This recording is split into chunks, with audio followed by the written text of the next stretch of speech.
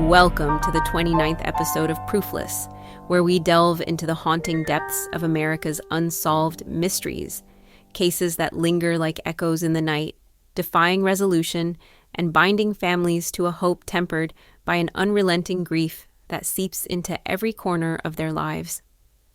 I'm your host, Anna Berger, and today we're traveling to Jacksonville, Florida, a sprawling port city where the St. Johns River meets the Atlantic Ocean, where sun-soaked beaches and urban energy collide, and where a young man's disappearance in 1983 tore through a community's sense of security, leaving questions that echo through the decades.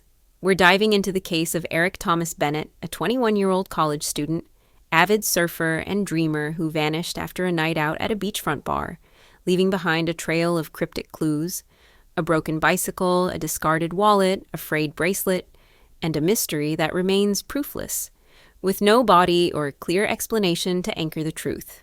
This is a story of a young man chasing waves and ambitions, a single evening that shifted the course of countless lives, and a family's relentless pursuit of answers in a city forever changed.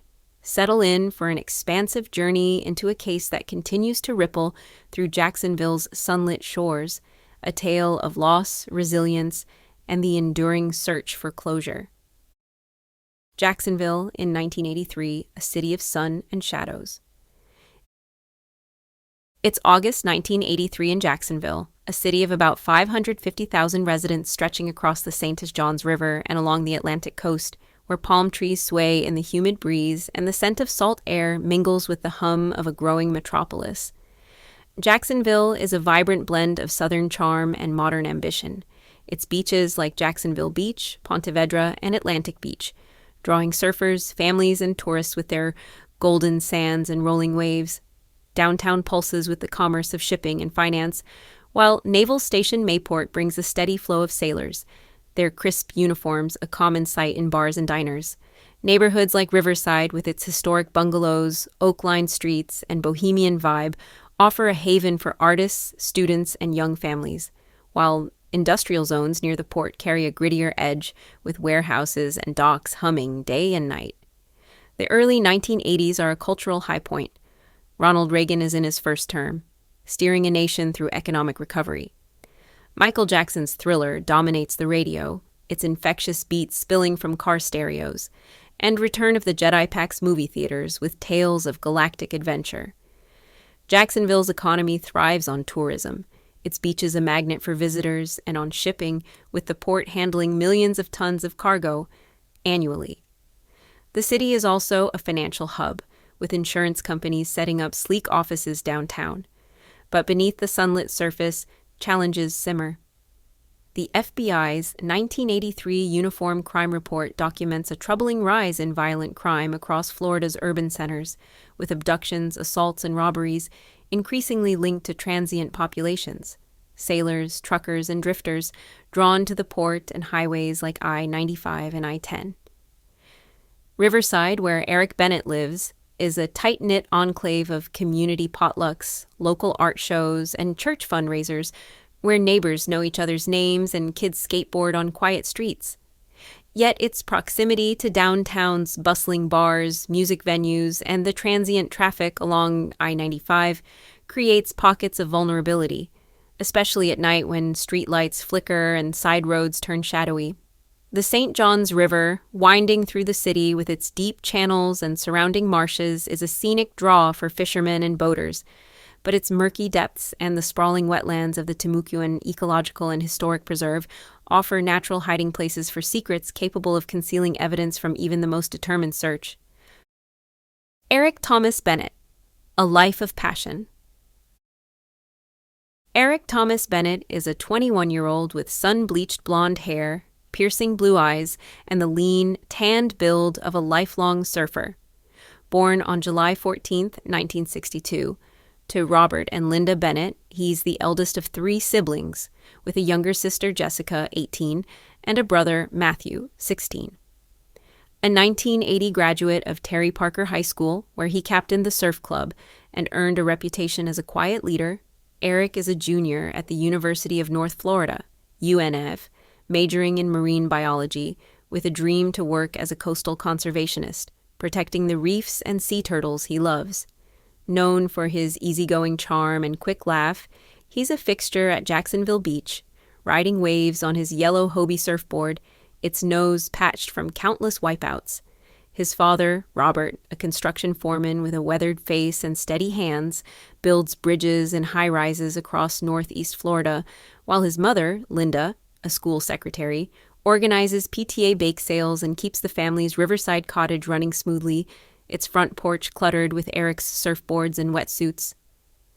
Eric is close with his siblings, teaching Matthew to carve waves at Hannah Park and helping Jessica with her science fair projects, once building a model coral reef that won first place. Friends describe him as adventurous yet responsible, the kind of guy who'd paddle out in a storm but always call home after a late night, his voice crackling through the family's rotary phone. Eric's life is steeped in the coastal culture of 1980s Jacksonville, a time when neon board shorts and Walkman headphones define the beach scene. He works part-time at Wave Rider Surf Shop on Atlantic Boulevard, selling boards, wax, and t-shirts, saving every dollar for a dream trip to Costa Rica's pristine reefs, where he hopes to surf and study marine ecosystems. His free time is spent at Hannah Park, sketching fish and corals in a worn journal he carries everywhere, or at local bars like the Pier, a beachfront dive where he dances to the Cars' Shake It Up, or Talking Heads. Once in a lifetime with friends, he rides a beat-up Schwinn bicycle, its frame rusted from salt air, weaving through Riverside's funky streets, his Sony Walkman blasting Bruce Springsteen's Born to Run or The Police's Synchronicity. Eric is dating Sarah Miller, a 20-year-old UNF classmate studying environmental science, but their relationship is casual, built on shared bonfires at the beach, late-night study sessions at the library, and mixtapes swapped over coffee. The two spend hours discussing their plans, Eric's to save Florida's coastlines, Sarah's to work with the Sierra Club. Brian Walsh, Eric's best friend and fellow surfer, recalls a troubling detail.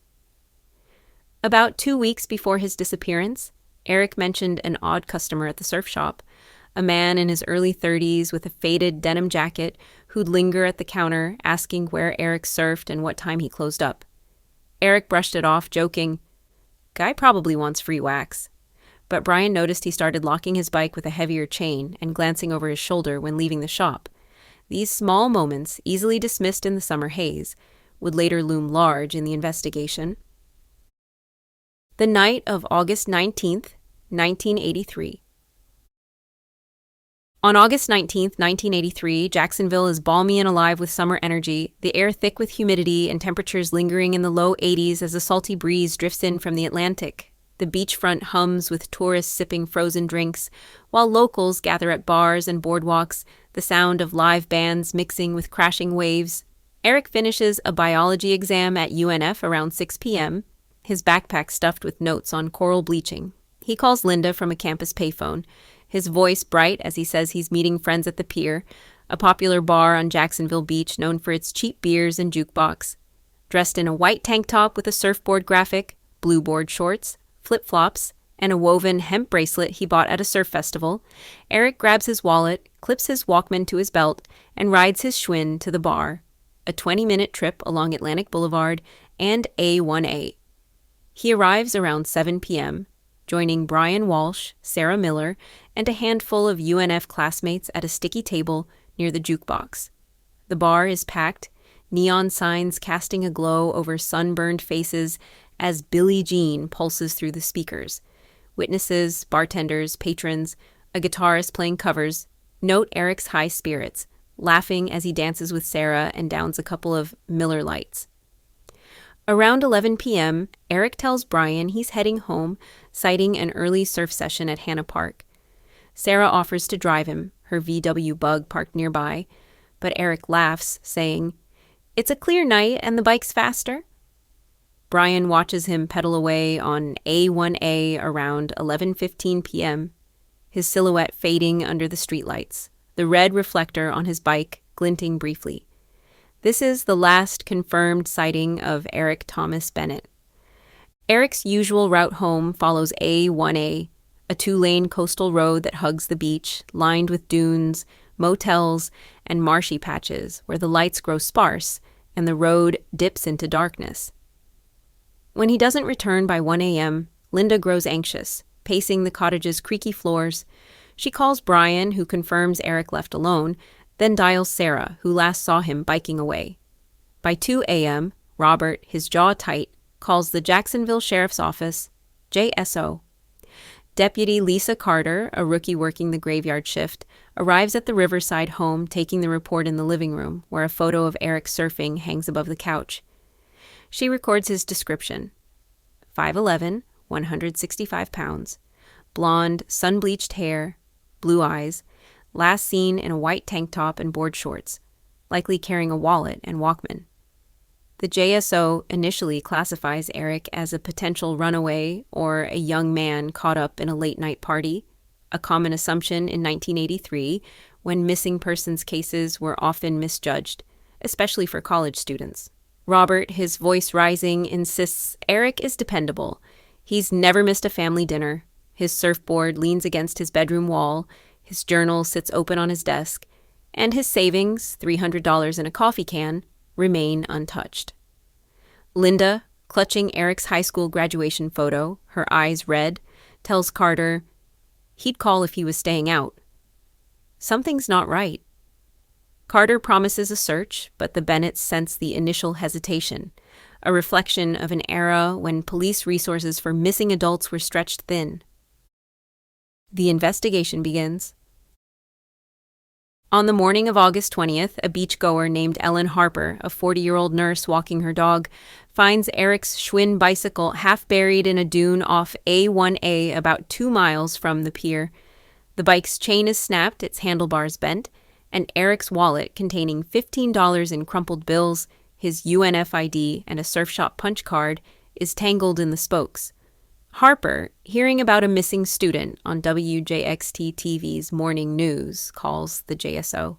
Detective John Ramsey, a 10-year veteran with a reputation for cracking tough cases, takes charge, his office cluttered with maps and coffee cups. Ramsey's team cordons off the dune, a windswept stretch near a vacant lot, as volunteers gather. Riverside neighbors, UNF classmates, surfers from Eric's club, and members of Riverside Baptist Church, where the Bennetts attend. The search spans Jacksonville Beach, Hanna Park, and the St. Johns River's muddy banks, with volunteers trudging through sand and sawgrass, calling Eric's name into the humid air. On August 21st, a jogger, 25-year-old Mark Daniels, finds Eric's woven hemp bracelet, its threads frayed and beads missing in a weedy lot off Mayport Road, about 300 yards from the bike. Linda, tears streaming, confirms it's Eric's, recognizing the knot she tied when it loosened. The items are sent to the Florida Department of Law Enforcement lab in Tallahassee, where analysts search for clues, but results are frustrating. No blood, no fingerprints, only sand, marsh grass, and traces of salt water consistent with the coastal terrain. The discoveries shift the case to a suspected abduction, and Ramsey establishes a command post at the JSO's downtown station, a bustling hub where officers pin maps of A1A and plot search grids. Ramsey's team works tirelessly to reconstruct Eric's final moments. Brian Walsh, interviewed at the UNF library, confirms Eric was in high spirits, talking about a surf trip to Costa Rica planned for spring break. Sarah Miller, her voice breaking, recalls dancing with Eric at the pier, noting a man in a faded baseball cap watching them from a corner booth, his eyes lingering too long. She thought he was just a barfly, but his presence unnerved her in hindsight. Karen Holt, a 30-year-old bartender at the pier, provides a key sighting. Around 11:30 p.m., she saw a cyclist resembling Eric on A1A pedaling north, followed at a distance by a dark pickup truck with a dented tailgate. Holt, busy pouring drinks, didn't note the license plate, but the truck's slow pace stuck in her mind. A gas station clerk, Tom Reed, 50, reports a young man matching Eric's description, blonde hair, white tank top, buying a pack of gum at his Mayport Road Exxon around 11:45 p.m., alone and seeming tired but not distressed. Reed noticed a pickup parked at the edge of the lot, its driver obscured by glare, but didn't see an interaction. A fifth witness, a fisherman named Carl Jensen, claims he saw a cyclist on A1A near midnight, weaving slightly, possibly tired, with a vehicle trailing behind, but fog from the ocean blurred details.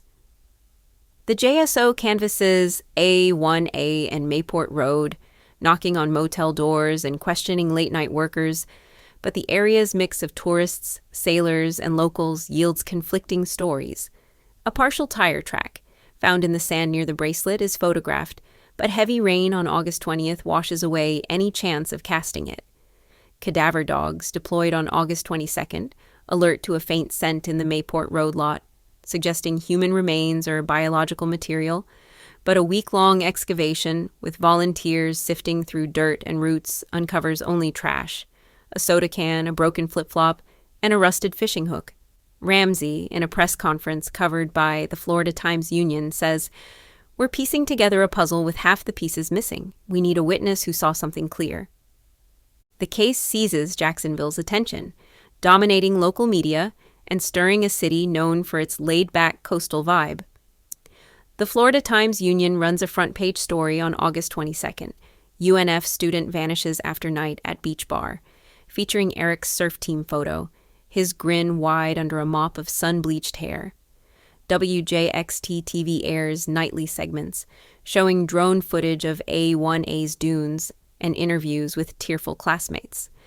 The Bennetts appear on WTLV-TV on August 23rd, standing on their porch, Robert's arm around Linda as he pleads, "Eric's our son, our surfer. If you saw anything, call the sheriff." Linda, holding a photo of Eric on his board, adds, "He loves the ocean. We just want him back."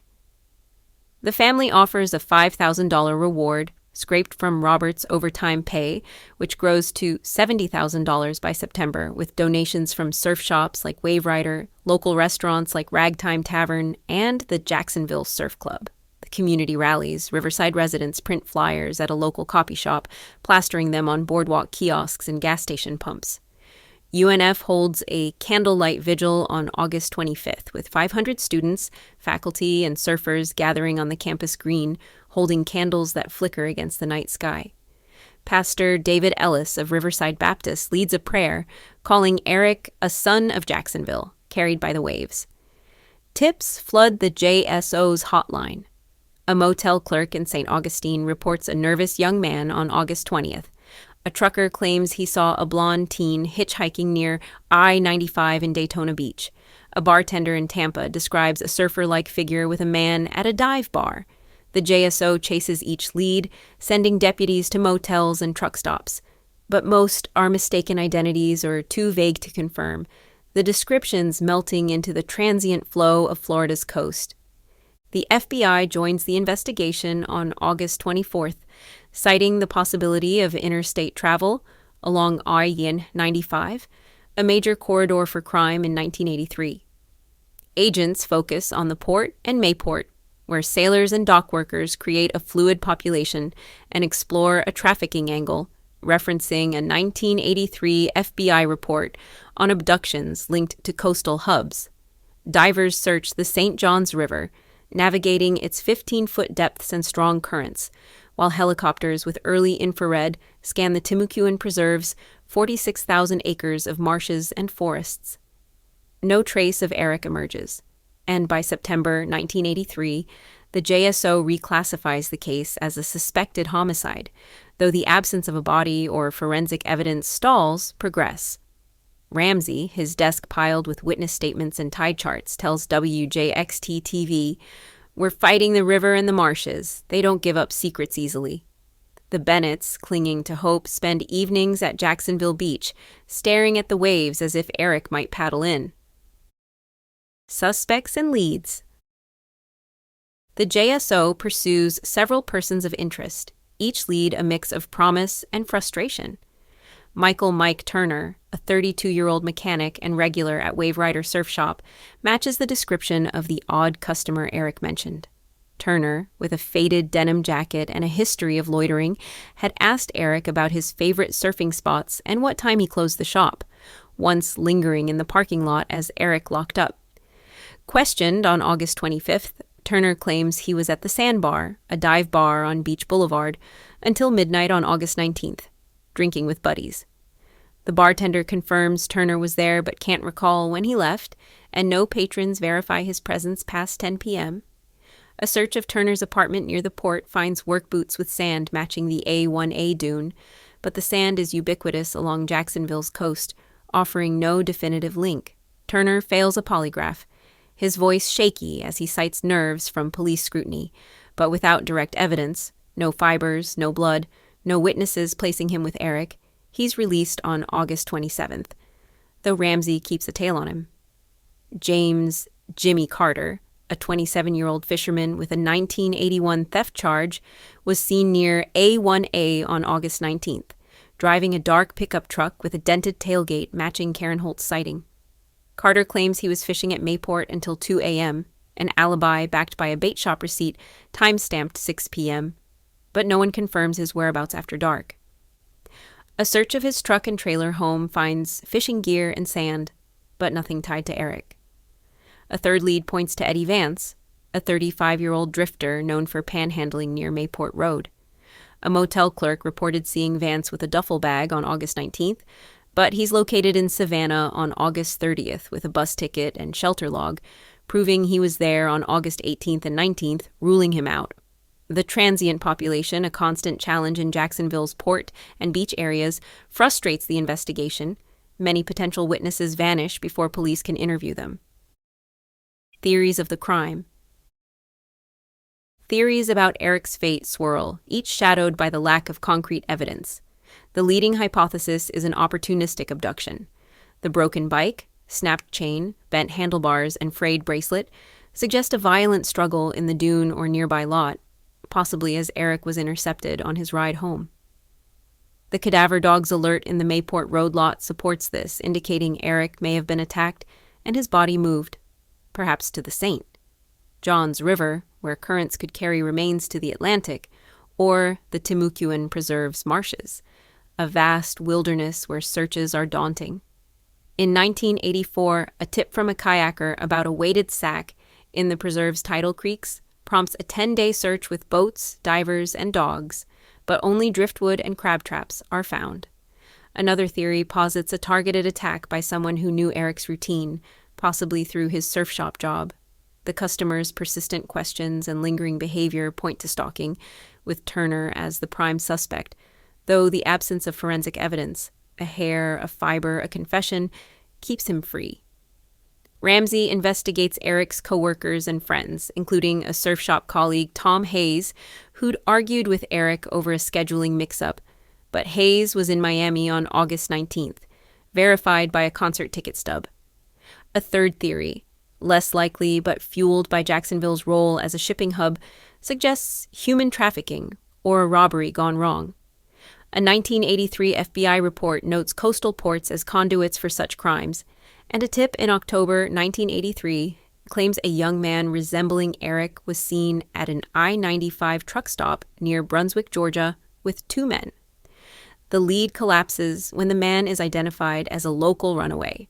The trafficking angle persists in public speculation, amplified by fear, but no evidence ties Eric to such a network. The Bennetts become fierce advocates, their lives reshaped by loss.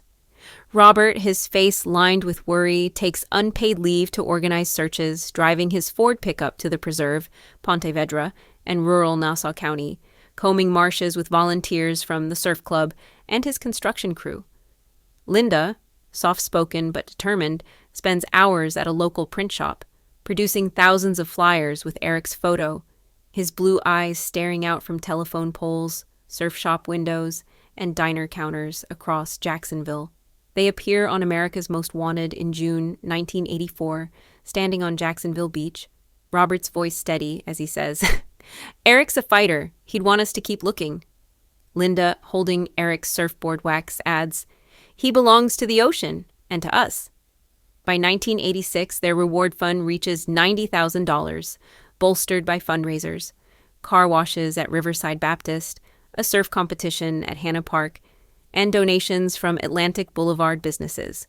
In 1985, they found the Eric Bennett Foundation, a nonprofit dedicated to missing persons cases and coastal safety, funding searches for 8 other Floridians by 1988, and partnering with schools to teach abduction prevention, reaching 10,000 students by 1990.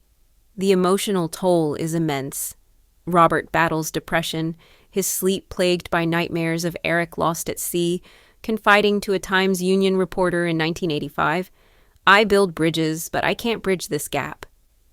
Linda keeps Eric's room untouched, his surfboard leaning against the wall, his journal open to a sketch of a manatee, its lines bold and hopeful. Jessica and Matthew struggle with guilt, Jessica dropping out of UNF for a semester, Matthew avoiding the beach where he last surfed with Eric. Annual vigils at Jacksonville Beach draw hundreds, with surfers paddling out to form a circle in the water, a tribute to Eric's love for the waves. Investigative renewals. The investigation sees multiple revivals, each reigniting hope and frustration. In 1990, Detective Maria Lopez, a rising star in the JSO's cold case unit, reopens the file, driven by a personal connection. Her brother was mugged near A1A in 1982. Lopez re-interviews key witnesses. Brian Walsh, now a marine biologist in Miami, sticks to his account of Eric's departure from the pier, though he recalls the man in the baseball cap more vividly, noting a tattoo on his forearm, a detail omitted in 1983 due to the bar's dim lighting. Karen Holt, the bartender, now a mother of 3, confirms the pickup truck sighting, adding that it had a fishing rod in the bed, a detail she forgot under the chaos of a busy shift. Lopez questions Mike Turner, now 39 and living in Orlando, where he works at an auto shop. Turner denies involvement, claiming he barely knew Eric, but fails another polygraph, blaming stress from a recent divorce. A search of his current home finds a surf magazine with Jacksonville Beach circled, but it's from 1989, unrelated to Eric. Lopez also tracks down Jimmy Carter, now in St. Augustine, who refuses to talk without a lawyer. His 1983 alibi holds, though his bait shop receipt is less conclusive with time. In 1997, a hiker in the Timucuan Preserve reports finding a buried sandal, size 10, matching Eric's flip-flops. The JSO, using ground-penetrating radar, a tool gaining traction in the 1990s, excavates a 200-yard area with volunteers sifting through mud, but finds only animal bones and the sandal, unrelated to Eric.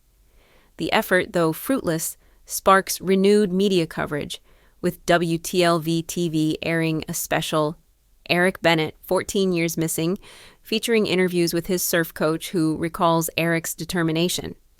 In 2010, the JSO's cold case unit, led by Detective Sarah Nguyen, retests Eric's woven bracelet using advanced DNA techniques, hoping to isolate touch DNA, a method unavailable in 1983. The bracelet, stored in an evidence locker, is degraded by Florida's humidity, and no usable profiles are extracted. Nguyen also analyzes sand samples from the A1A dune, using mass spectrometry to detect chemical traces, but finds only common beach minerals and seaweed fragments. The investigation leverages geographic profiling, mapping crime patterns to suggest the abductor lived within 3 miles of A1A, possibly in Jacksonville Beach or Mayport, aligning with Turner's 1983 address but offering no definitive proof. In 2019, a podcast, Florida Forgotten, hosted by Jacksonville journalist Rachel Lee, dedicates a 10-episode season to Eric's case, weaving interviews with his friends, family, and Ramsey, now retired. The podcast, with its haunting theme music and detailed storytelling, garners 4 million downloads by 2025, bringing national attention. A 2021 tip, spurred by the podcast, comes from a Jacksonville retiree who claims his deceased cousin, a former fisherman, confessed in 1998 to hurting a surfer in 1983.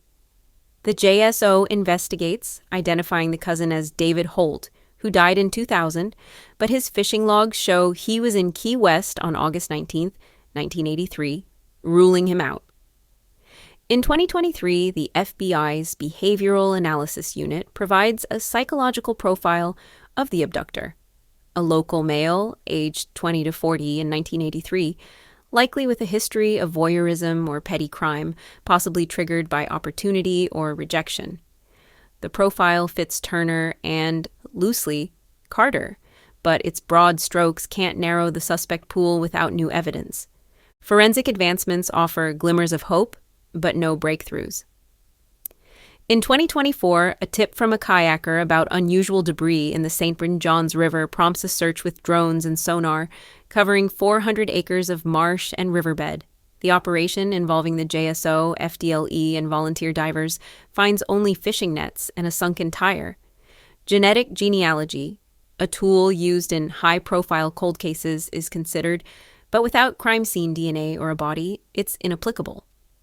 Ground-penetrating radar, now standard, is redeployed in 2025 to scan the Mayport Road lot, but coastal erosion and development, a strip mall built in 2002, have buried potential clues. I spoke with Dr. Michael Rivera, a criminologist at Florida State University who studies coastal abductions. Rivera notes that 1980s Florida saw a spike in opportunistic crimes near transient hubs like A1A, where predators exploited dim lighting and isolated stretches. Eric's case fits the pattern, he says. A young man, alone at night, on a familiar but vulnerable route. The lack of CCTV and DNA in 1983 gave perpetrators an edge. Rivera emphasizes the psychological impact of ambiguous loss, where families like the Bennetts grieve without closure, a pain compounded by the ocean's vastness, which Eric loved but may have claimed him. Jacksonville's response to Eric's disappearance reshapes the city. By 1984, Riverside and Jacksonville Beach residents petitioned for 50 new streetlights along A1A and Mayport Road, installed in 1985 with city and surf club funds, their glow a quiet tribute to Eric. UNF implements a safety escort program, requiring students to travel in groups after dark, a policy still active in 2025. The Eric Bennett Foundation becomes a regional force, supporting 25 missing persons cases by 2025, and funding Amber Alert precursors in Florida. Robert's testimony before the state legislature in 1986, his voice breaking as he recounts Eric's love for the ocean, helps pass the Florida Missing Persons Database in 1988, which tracks 2,000 cases annually by 2025. The Florida Times-Union runs a 1985 series, Jacksonville's Lost Youth, exploring risks to young adults in urban areas, prompting school workshops on safety, with Eric's story as a centerpiece. Online, Reddit's r/Unsolved Mysteries and X posts keep the case alive, with users like You Florida Sleuth linking Eric's disappearance to a 1982 Tampa case and a 1984 Daytona case, though no evidence confirms a serial predator. A 2024 X thread by @JacksColdCases with 15,000 likes urges new searches with advanced sonar, citing recent river discoveries. The Bennetts, now in their late 70s, remain in their riverside cottage, its porch weathered but adorned with a surfboard-shaped mailbox Eric painted at 16. Robert, slowed by arthritis, still walks the beach weekly, scanning the horizon, while Linda maintains the Eric Bennett Foundation's website, ericbennettfoundation.org, which logs 80,000 visits annually and offers a tip portal linked to the JSO. In a 2025 Times-Union interview, Linda, her voice soft but resolute, says, "Eric's still out there, riding a wave. I feel him in every sunrise. Annual vigils at Jacksonville Beach, now live-streamed on X, draw global support, with a 2025 event featuring a sand sculpture of Eric's surfboard, its yellow hue glowing under dawn light.